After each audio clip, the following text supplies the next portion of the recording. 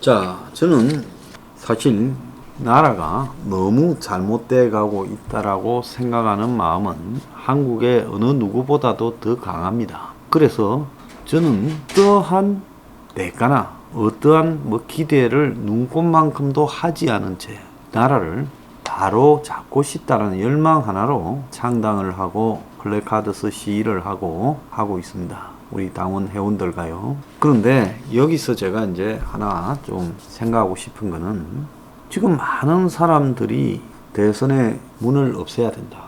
저 빨갱이다. 보기 싫다. 나라 망쳤다고 하면서 정권 교체를 말을 합니다. 근데 이게 동질성의 오류라는 함정에 빠져 있는 게 아닌지 우리가 좀 봐야 되는 거예요. 우리가 그런 말을 열심히 하면 할수록 또 반대 진영에서 정권 교체는 죽음이라고 강하게 문에 관계없이 정권 교체가 수골들한테 넘어가서는 안 된다고 생각하는 사람도 굉장히 많다는 겁니다. 그리고 이 사회에 좌우 양쪽에서 다 혐오감을 느껴서 정치적으로 의식을 갖고 있는 것들은 다 싫다 이러면서 어느 쪽도 속하지 않는 사람들도 굉장히 두터워졌습니다.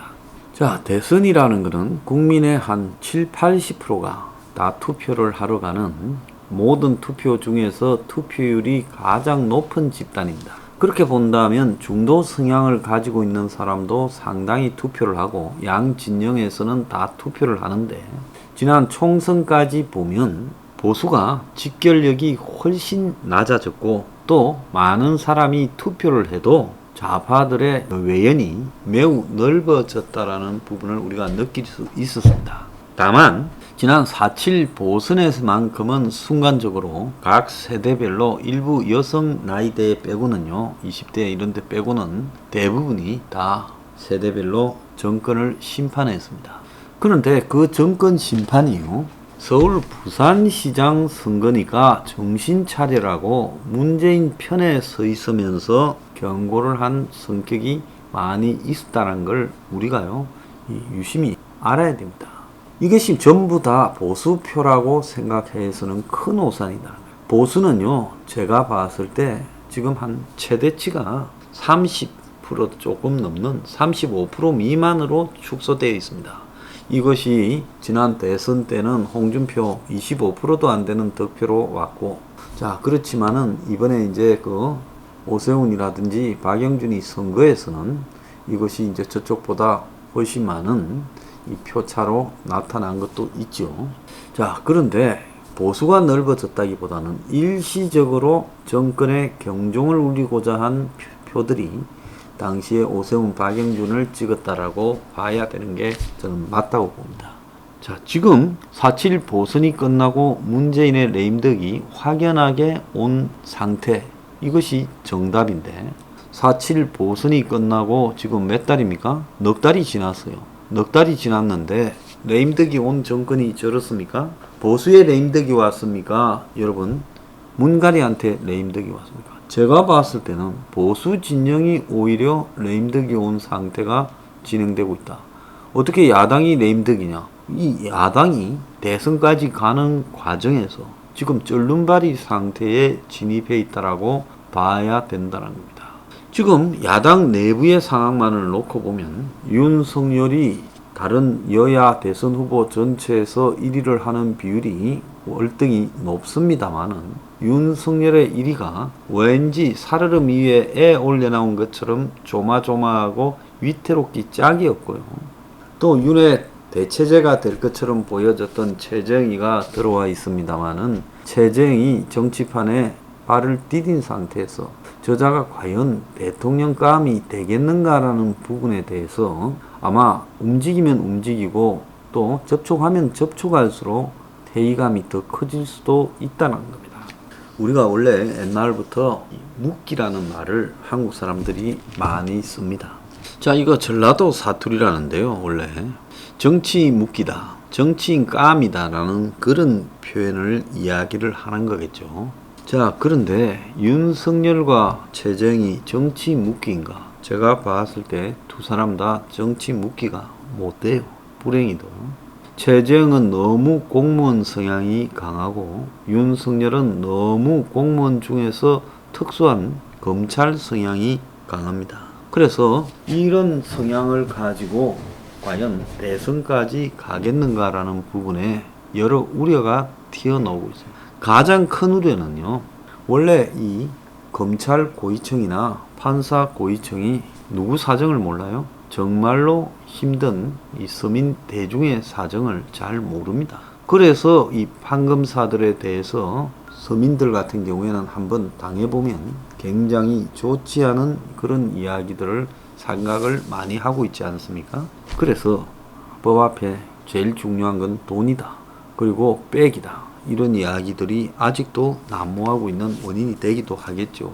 자, 그런데 저쪽은요, 제가 봤을 때는 아주 이 대선 승리 앞에서 첫 번째 똘똘 뭉칩니다. 거기에 대해서 이제 저한테도 하는 말이, 황 대표는 힘을 실어줘야지 보수에 왜 자꾸 비판을 하냐입니다. 저쪽은 똘똘 뭉치는데. 자, 그러면 제가 만약에 그럽시다. 나도 똘똘 비판하지 않고요, 아무 비판 안 하고 똘똘 뭉쳐줄게요. 자, 그런데 여기서 그 말을 하는 어리석은 자가 모르는 게 하나 있습니다. 저쪽은 똘똘 뭉치대요. 아주 능수능란하게 시대적 이슈와 상황에 따라 변모를 합니다. 뻔뻔하게요. 근데 이쪽은 똘똘 뭉쳐서 뻔하게 갑니다. 뭘로 가냐? 수국 기득권으로 가요. 똘똘 뭉쳐서요. 오늘 최정희가 박근혜 이명박 석방하라, 그건 저도 뭐라 하지 않겠습니다. 이재용을 석방하라는 거예요. 아니, 이재용이가 돈을 줘서 박근혜 전 대통령이 절이 된 거 아닙니까? 박근혜 전 대통령이 먼저 달라고 했다는 식으로 묵시적인 압박을 했다 어쩐다 하지만은 결국 삼성이 돈 주겠다고 처음에 그 옆에 가서 꼬랑지를 흔들었을까요? 가만히 있는 삼성을 불러서 그런 일을 시켰을까요? 절대로요, 꼬랑지를 흔들지 않는데 가만히 있는데 불러서 먼저 그러셨다고는 저는 안 봅니다.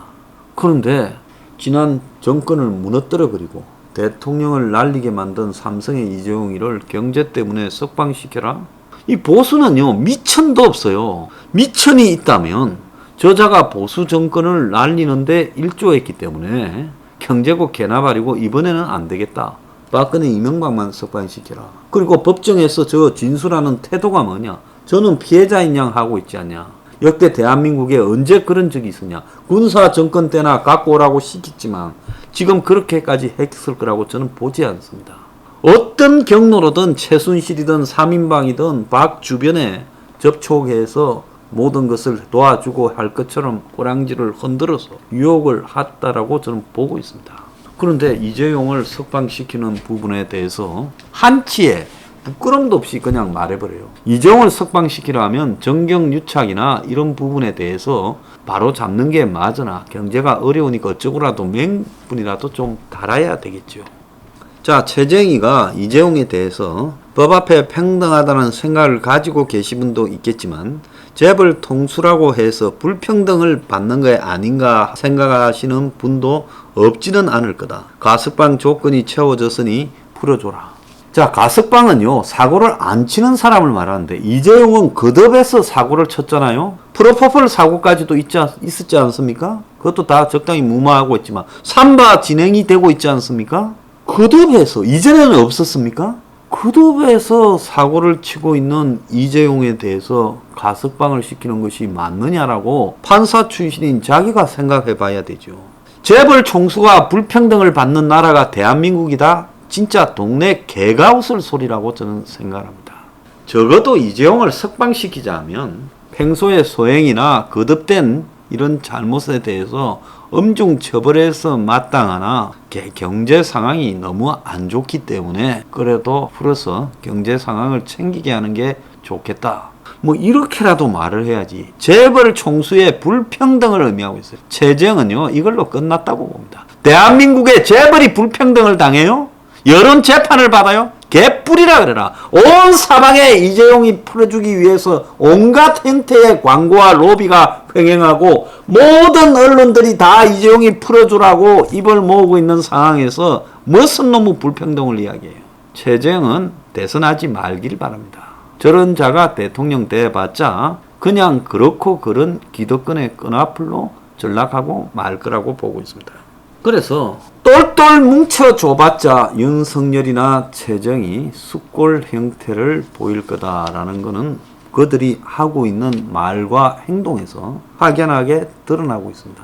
저는 한 보름 전만 하더라도 둘 중에 고쳐서 쓸 가능성에 대해서 그래도 여러 가지로 고민을 했습니다. 그런데 이 자들이 입이 열려서 막 떠들고 다니면서 하는 말을 보니까 윤석열이 말하는 행태, 저는 농업의 오랜 전문가죠. 농업 문제를 바라보는, 땅 문제를 바라보는 윤석열의 시각에서, 밀턴 프리드먼을 언급하면서 부정식품을 이야기하는 윤석열의 시각에서, 가상화폐를 말하는 윤석열의 시각에서, 검사로서 그렇게 금융 전문으로 많은 사기꾼들을 집어넣었을, 정경유착을 조사했을 윤석열이가 가상화폐를 그렇게 말한다는 데서 저자도 역시 숫골 중에 하나일 뿐이다라고 생각을 하는 겁니다. 그래서 똘똘 뭉쳐줘 봤자 숫골이 될 거고, 자, 이 시대에 숫골 가지고요, 수구 기득권 성향을 가지면서 대선에서 저 좌파들을 못 이긴다고 저는 봅니다.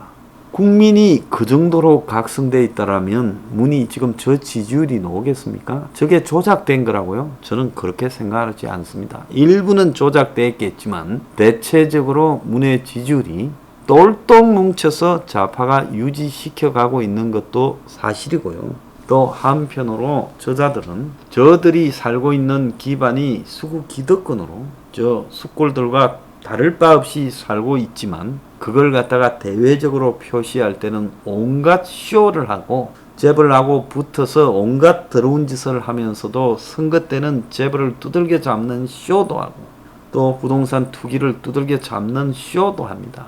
그러지 않습니까? 그런데 대한민국의 숫골들은 그런 쇼조차도 하지 못하고 한마디로 가진 사은류 소수만을 위한 사회를 말을 하고 있어요. 황교안이 지금 하고 다녔던 소리나 윤석열이 할 소리나 최정이 할 소리가 별반 다르지 않다라는 겁니다. 자, 그래서 너무 이기고 싶지만 현재 저자들은 완전히 지는 길로 가고 있다는 거예요. 그리고 고치지도 않을 거라고 봅니다. 한국에서 가장 희귀한 소리를 유일하게 하고 있는 보수의 마지막 보루가 저라고 저는 생각을 합니다. 그러면 무슨 소리를 하는가를 한번 들어라도 보려고 해야 될 건데, 자, 저 황장수 소리를 듣는 것은 이 보수의 기득권을 배반하는 것이다라는 시각을 저들은 가지고 있다고 저는 보고 있습니다. 그렇기 때문에 저들은 어떤 변화의 시도도 하지 않고 그저 그런 하나마나 좋은 산이 만났다는데 윤석열이가 좋은 산이 만나서 윤석열이가 듣는 소리는 마이크 타이슨이냐 메이워드냐 같은 하나만한 소리들이에요. 윤석열이가 젊은 애를 대변한다고 뭐 유튜버 누구를 평론가를 만났다는 그 하나만한 소리예요. 개헌 주장하는 아닙니까?